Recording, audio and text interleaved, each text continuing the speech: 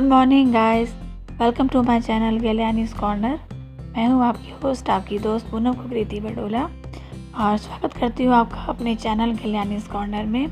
बड़ों को मेरा सादर प्रणाम, छोटों को मेरा खूब सारा प्यार। और ये जो व्यू है, अगेन ये व्यू है मेरी नानी सास के घर का। लास्ट ब्लॉग में हमने घर देखा था, यहाँ पे क्या काम चल रहा था। ये पहले का ब्लॉग है।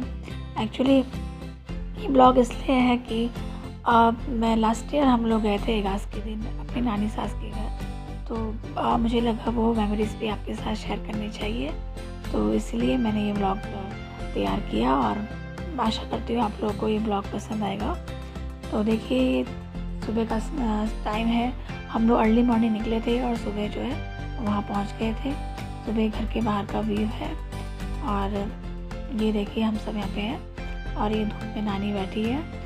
और अभी 2-3 दिन पहले जो है नानी एक्सपायर हो गई है और ये नानी की याद है एक तरह से। नानी कैसे धूप में बैठा करती थी, और बस अब तो नानी को मतलब वीडियो के सारे देखा जा सकता है कि नानी हमारे बीच में अब नहीं है। और ये देखिए पहले का एक था और ये उनके कमरे हैं मामी और के घर के। तो हम गए थे इगास के दिन देवी माँ के दर्शन के लिए, तो इगास से एक दिन पहले हम लोग पहुँच गए थे नानी और के यहाँ से फिर हम नेक्स्ट डे निकले थे देवी के मंदिर के लिए। उससे पहले एक दिन हम यहीं पे थे। और ये देखिए उस दिन का शाम का टाइम है। शाम को ये रिंकी जो है गाय पिजा रही है। गाय पिजाने का मतलब होता है गाय का दूध निकालना, हमारे यहाँ इसको पिजाना बोलते हैं। और इसके बाद शाम का टाइम है। इसके बाद फिर हम लोग निकले थे गाँव की तरफ, गाँव की सैर करने। और लास्ट भी उसमें भी आपको मैंने नानी का घर दिखाया था। अब मैं आपको नानी के जो घर है उसका दूसरा रास्ता दिखाऊंगी। हम दूसरे रास्ते की तरफ से गए थे, तो अभी बस बच्चे तैयार हो रहे थे घूमने जाने के लिए, और रिंकी जो यहाँ पे गाय का दूध पिजा रही थी। इसके बाद हम निकलेंगे नानी और के घर की तरफ के लिए। तो ये देखिए नानी और की गाय है, तो ये सबसे छोटे मामा जी है उनकी गाय है, बड़े मामा जी और जो स्कूटी से ट्रैकिंग हो रही है, बिना रोड की स्कूटी चल रही है पहाड़ों पे। 4 आदमी साथ में रखना है स्कूटी उठाने के लिए बार बार। ये वही कंकर वो ट्रैकिंग कर रहे हो, ट्रैकिंग।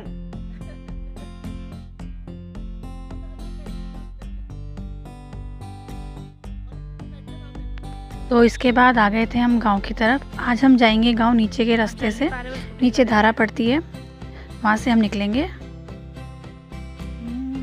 यहाँ नीचे के रास्ते, तो यहाँ पे पानी की धारा है, धारा में टंकी टाइप की बनाई हुई है, यहीं से सब लोग पानी भरते हैं और अपना डेली का काम यहीं से होता है पानी का। तो ये गांव के नीचे की रोड है। हम नीचे की तरफ से आए थे पैदल।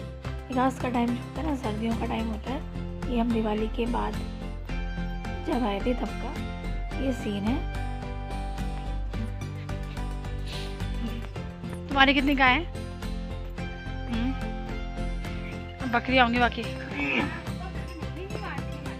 बंधी हुई है टुकु।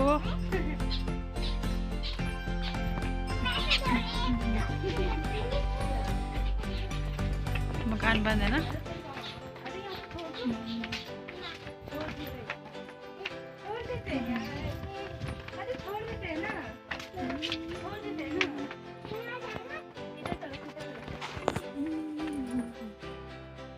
वाले गांव का नाम क्या बताया तूने? हरदोनी।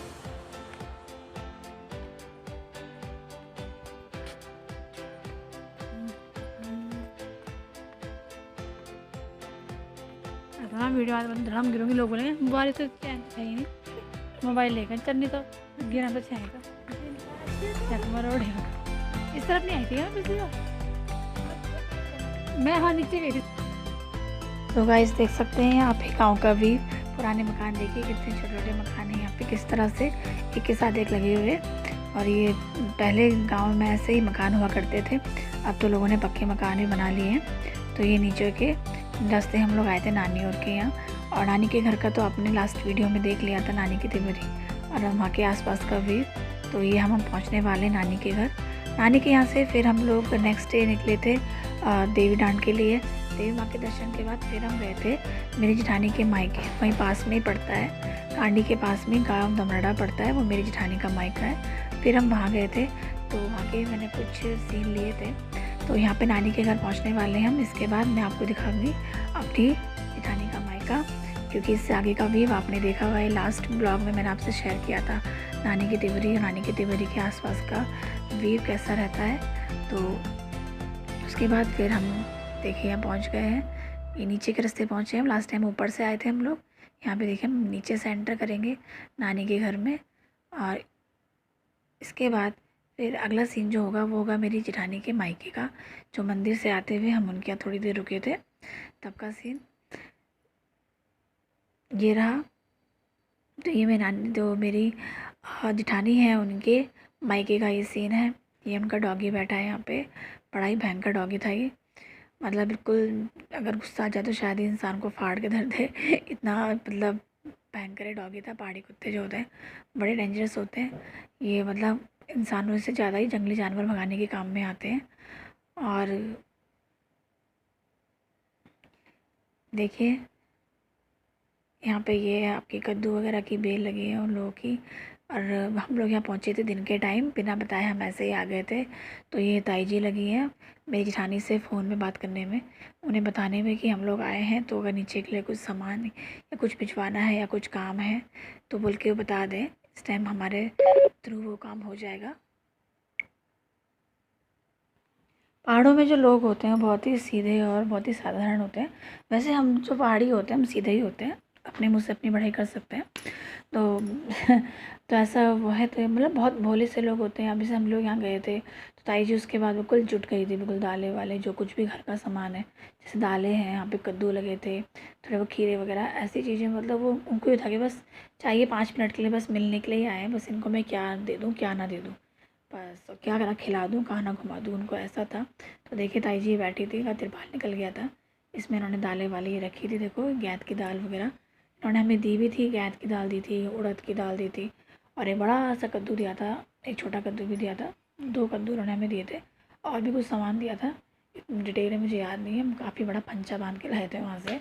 और ये भाभी के में बड़ा बेटा है, बैठा पढ़ रहा था, और छोटा बेटा डंकी के पीछे छुपा हुआ है। देखो गाँव के बच्चे ना थोड़ा वैसे होते हैं, मतलब बिल्कुल एकदम से सामने नहीं आते, थोड़ा शाय नेचर के भोले से। और ये देखिए गाँव में कैसे कितना मतलब दालें वगैरह ये सब कुछ कैसे होता है। सर्दियों का टाइम था, ये सब वहाँ की फसल है। तो यहाँ पे ताई जी हमारे संग बैठी बातें कर रही थी, और भाभी लगी थी चाय पानी के इंतज़ाम में। थोड़ी सी देर के लिए गए थे हम यहाँ पे, और बस उनसे मिलना ही था बस ताई जी से। जब यहाँ से गुजर रहे थे तो हमने सोचा उनसे मिलते चले। और ये रही आदू, देखिए बच्चे भी यहाँ पे कितने छोटे लग रहे हैं, 1.5 साल में बच्चों में कितना चेंज आ जाता है। ये आदू और टुक्कू है। उसके बाद रात को आ गए थे हम लोग फिर दोबारा से नानी के यहाँ, और क्योंकि उस दिन एकादश था तो रात को बने हैं स्वाल पकौड़े। तो रात को मामी और मैंने मिलके, दोनों मामियाँ बैठी यहाँ पे, हमने मिलके बनाए स्वाल पकौड़े वगैरह और इन्जॉय किया एकादश का। एकादश क्या होता है बेसिकली ना, एक दिवाली की तरह ही होता है। दिवाली के 11 दिन मनाई जाती है, 11 दिन के बाद जो एकादशी पड़ती है उस दिन एकादश बग्वाल बनाया जाता है। बग्वाल हमारे यहाँ दिवाली को घरवाली में बग्वाल बोला जाता है। तो पहले के लोग, मतलब ऐसा मैंने सुना है बहुत लोगों से कि जब श्री राम अयोध्या आए थे तो पहले के लोग कहते हैं कि अयोध्या जब वो आए थे तो वहाँ पे दिवाली मनाई गई थी, और हम लोगों को मतलब यहाँ तक पहुँचते पहुँचते इस खबर को 11 दिन लग गए थे। हम लोगों को 11 दिन बाद मालूम पड़ा। तो हम लोगों ने उस टाइम क्या करा, 11 दिन बाद श्री राम के आने की खुशी में दिवाली मनाई थी, क्योंकि उस टाइम पे हमारे राजा राम ही थे। तो बस यही कहानी है। मुझे तो यही पता है कि हमारे यहाँ गढ़वाल में एकादश इसीलिए मनाया जाता है क्योंकि उस दिन श्री राम घर आए थे, इसकी खबर हमको मिली थी। तो वही खुशी मनाने के लिए एकादश मनाया जाता है। एकदम दिवाली की तरह ही होता है, पूजा पाठ होती है, बम पटाखे फोड़े जाते हैं, घर में स्वाल पकौड़े बनाए जाते हैं। और देखिए इसी तरह से लास्ट ईयर हमने एकादश बनाया था गढ़वाल में। तो ये छोटा सा ब्लॉग था, आशा करती हूँ आप लोगों को ये ब्लॉग पसंद आया हो, और जिन लोगों को एकादश नहीं पता था शायद उन लोगों को मालूम पड़ गया हो कि एकादश क्या होता है। तो इसी के साथ आज का ब्लॉग मैं यहीं पे समाप्त करती हूँ। और अगर आपको मेरे ब्लॉग पसंद आ रहे हैं तो प्लीज़ मेरे चैनल को आप सब्सक्राइब कीजिए, और ज़्यादा से ज़्यादा लोगों में शेयर कीजिए, लाइक कीजिए। और अगर आपको कहीं पे कुछ मतलब गलती लगती है कि मैं भी अभी सीख ही रही हूँ, कुछ भी फीडबैक्स हैं आप मुझे कमेंट्स कर सकते हैं, ठीक है। और उसके बाद चलती हूँ मैं अगले ब्लॉग की तैयारी में। तब तक के लिए बाय बाय, टेक केयर।